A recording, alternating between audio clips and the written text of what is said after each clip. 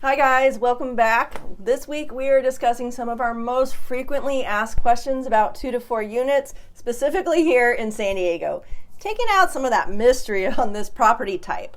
By the way, if you are new to this channel, I am Lenore Anderson, your San Diego realtor, and I am pretty darn lucky to be business partners with my dad Lyle, who, by the way, bought his first fourplex back in 1976. Before I was even born. So you have a ton of experience and knowledge in these answers. Oh, and if you did miss it, in our last video we broke down why San Diego real estate prices have always been so high, plus why they're going to continue to climb. So we definitely recommend that you check out that video next. So on to our first question. Why do you guys like 2 to 4 units more so than say 5 or more units, or even single family homes or condo style homes? It's simple. When you are investing in real estate, leverage is the name of the game. Your goal is to get a property to cash flow as soon as possible, all the while controlling the largest asset and the most expensive asset that you can afford.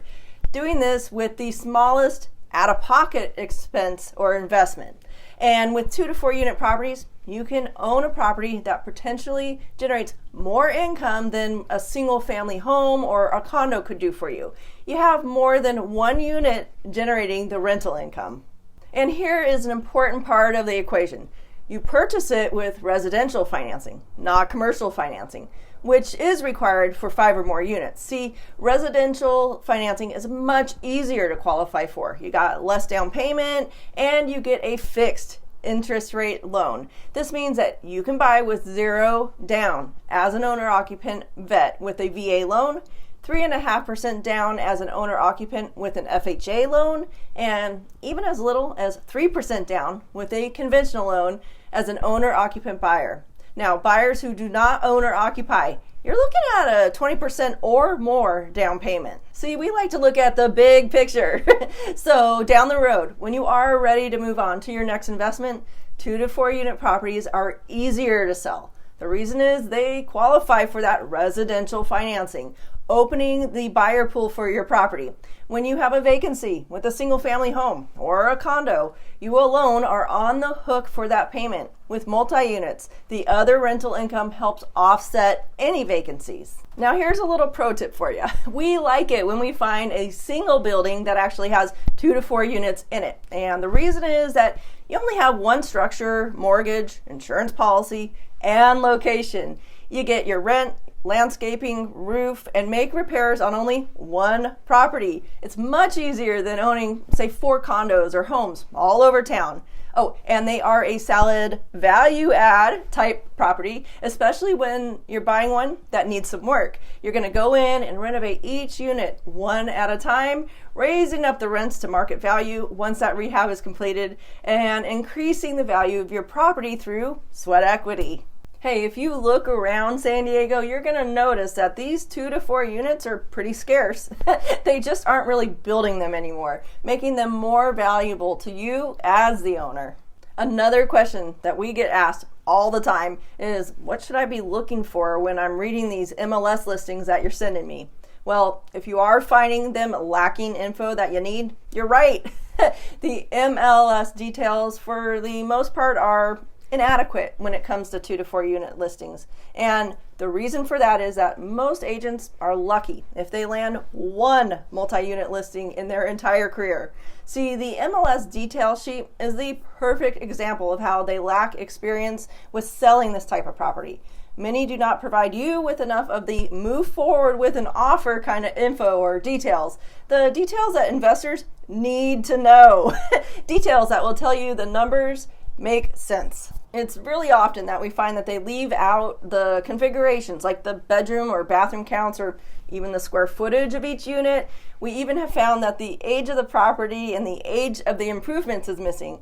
Current market rents are another biggie that they fall short on, and don't even get us started about their cap rate calculations or the gross rent multiplier figures. This is why it is so important for you to call, email, or even text us often in your buying process. If you see anything that piques your interest or you have questions, hey, we are just a phone call away. Really, all you need to do is give us the address or the MLS numbers of the properties that you are most interested in. Not only will we get all of that missing details that you request, we'll get the inside scoop on the showing instructions, the offer activity, and that seller's motivation. Plus, we can give you our insight and our guidance on each property because no two multi-units are exactly alike. So once you have all of that need to know info, you're able to make a confident and comfortable choice moving forward with an offer. Keep in mind that most of these listings are set up as viewing of the interiors subject to offer acceptance. So having accurate and detailed info up front really is key. Once you're out in the streets, actively viewing listings and writing offers, we're going to take things a step further by scouting out the best deals, analyzing GRM, otherwise known as gross rent multipliers, and neighborhood stats, plus any ways to add value to a property down the road. Things that really are going to set you up for success. Things done by the best of the best in the income property arena. Hey, if you haven't done so yet already, check out our 2 to 4 unit investor market report for San Diego. You're going to find the link in the description down below. We put it out monthly. Do you like what we're going over here? Is it useful for you? Then you are going to love that report. We email it to you each month. We analyze the past month's closings, plus we cover the latest need-to-know info for owners and investors, along with all the latest stats, trying to keep you up to date with all of the important details. So here's a question that we get a lot from our first-time buyers or folks who haven't owned a home in several years. How long do we have to own or occupy a 2 to 4 unit when we're buying with our FHA or VA loan? Well, our tax folks say a couple of years on your return. It's going to be a safe bet. However, we have had people who have transferred, like in the service, active duty personnel. Hey, they never complained or told us that their lender wasn't happy. Remember, life happens. We are strong believers in the principle of leverage. Remember we mentioned that earlier, where you control the largest asset that you can with as little skin in the game as possible. Want to know the best ways to get that accomplished? When it comes to real estate, it's buying 2 to 4 unit properties first. That way you can use your owner-occupant loan. This means 0 down for service members with VA eligibility or 3.5% down for owner-occupant buyers who are buying for the first time. Now, first-time buyers applies to anyone who's buying owner-occupant who has not owned a home in the past 3 years. If you were to go out and buy a condo or a home first, and then you try to purchase the 2 to 4 unit property, you're looking at about 20% or more down. So folks who get that want to figure out the rules to the game. So years ago, Lyle held his monthly buyer and foreclosure seminars. And our running joke was there wasn't any occupancy police task force. Nope. No big van running around town and knocking on doors to see if you actually lived in the property that you bought. Instead, you must qualify for the loan program and have the intention of moving into that property. Now, lenders would say that they'd like to see anywhere from 6 months to a year of occupancy, but guys, we've already mentioned life happens. If you are active duty and you bought with your VA loan, what happens when you get orders to move? Hey, the same goes for FHA buyers. What if you get a job transfer or you need to take care of a sick loved one at their home? Or what if you just don't feel comfortable in the neighborhood that you purchased in? So it really comes down to the fact that as long as you continue to make payments on time, there isn't someone out there checking on you. So now that you know the rules of the game, this is where things can get really fun and creative. Hey, folks who get it, start asking questions like this one. Our kid is about to graduate college. Can I co-sign with them on a multi-unit and use an owner-occupant loan? Our short answer is yes. With an FHA loan, a borrower is allowed to have a parent co-sign on the loan. Of course, there are going to be guidelines that both the borrower and the co-borrower must meet. And this is where we would advise you to have a discussion with a direct mortgage lender. If this applies, let us know. We have been working with this same direct mortgage lender since 1991. So he's someone that we trust to help you come up with a solid game plan when it comes to that co-mortgaging aspect. For you current 2 to 4 unit owners or folks who are curious about how to evaluate all these multi-units on your own, this question's for you. How do I figure out the value of my building when it's time to sell or do a 1031 exchange? Well, determining the value of multi-unit family buildings can be pretty tricky. 2 to 4 units are not like condos or single-family properties. It's not like we can just compare the bedroom and the bathroom count or cookie-cutter matching similar square footage and floor plans like we do when we're in a typical subdivision and we're looking at the closed listings and go from there. Nope. There are several things to analyze. Obviously, rents are important. Also, the age of the building, the location, the condition. If it's an older building, where are the major systems updated? Is it in a neighborhood that's up and coming, or is it stagnant? What are the configurations of each unit like? The bedrooms, bathroom counts, and are there any bonus features your building has, like on-site coin laundry, garage spaces, and extra off-street parking, plus common areas or individual backyards? Hey, who is paying the utilities?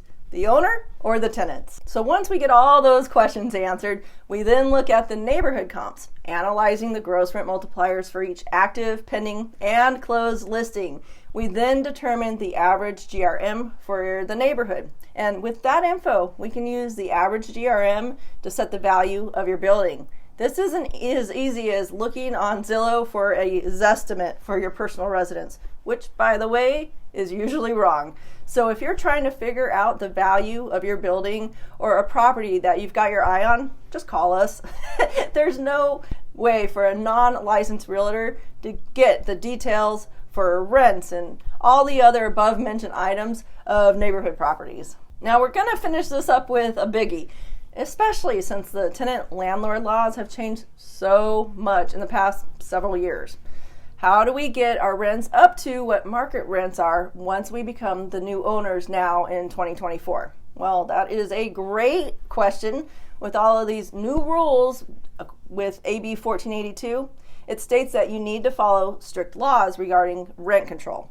Tenants' rents can be raised no more than 2 times a year and no more than the CPI index for the county plus 5%, capped at a total of 10% for any 1 year.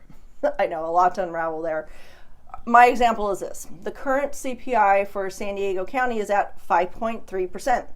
You then add a 5% allotment per AB 1482, and you're at 10.3%. Well, the max rent increase allowance is to be limited at 10% for the year of 2024. So let's take this a step further.